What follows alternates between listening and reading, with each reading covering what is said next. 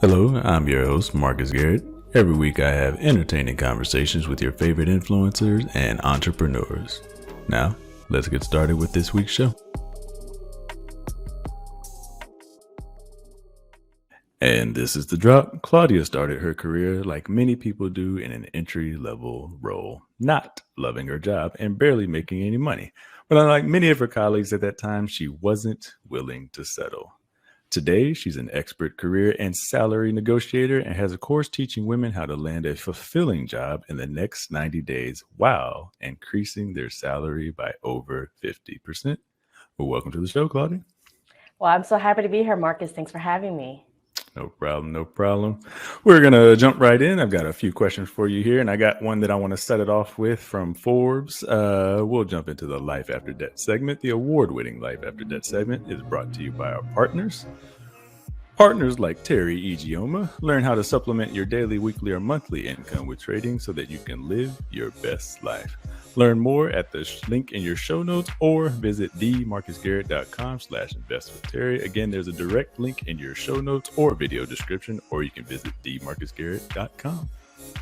So I actually think this article is from 2014. It like all memes, it makes its way back up to the top, and I think it was actually going viral again recently. But the title of that Forbes article is "Employees Who Stay in Companies Longer Than 2 Years Get Paid 50% Less." I'll get a link for y'all in the show notes for those of you watching on YouTube. It'll be magically float on your screen somewhere in this area here. Do you have any thoughts on that, or is that line with your experience? What are you seeing out there? Yeah, usually companies have already a increment they get if you were to stay in the company or in the role. Usually it's, you get your 1 to 4% increases a year. That's if you're lucky and they're not doing any freezes on those raises. And then if you get promoted, usually it gets capped up, and it could be anywhere between 8 and even up to 20%, depending on the company. More than likely, I've seen 8 to 10% cap of what you can earn in your next role, even though it's a promotion. Now, there are studies that show that if you were to leave a company, on average, you can make anywhere between 8 and even up to 20% in salary increases once you leave outside of the company. But what I've seen, especially with some of my clients, is it could be even more. So, for example, I had a client that has been working at the company for 10 years and was doing a manager role for 3 years, but just recently actually just got the title and the salary, and come to later find out that her employees were making 50K more than she was, even though she was a manager. So we went to the market and we realized that she can actually increase her income by over $80,000 just because she's been underpaid for so long. So I have two questions, one of which I just thought of. Would you ever recommend, or have you recommended, negotiate with this in mind? So you go to the market and either you get an offer letter or you see what the market is. Do you ever negotiate staying with your company, but saying, hey, out here in the market, they're paying 25, 50,000 more, and then using that to stay with the company? Has that ever turned out positive? Yes, it has at times, depending on the company and how you feel as an employee. For example, the client I just mentioned, my client has been loyal to the company to then find out that her employees were making 50K more. Even though they just been recently within the company, she has way many years longer within the company itself.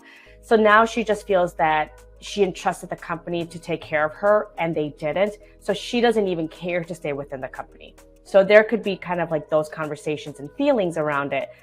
But if you are just want to be proactive and maybe you're just starting out with the company and they're offering you a promotion, I would definitely negotiate.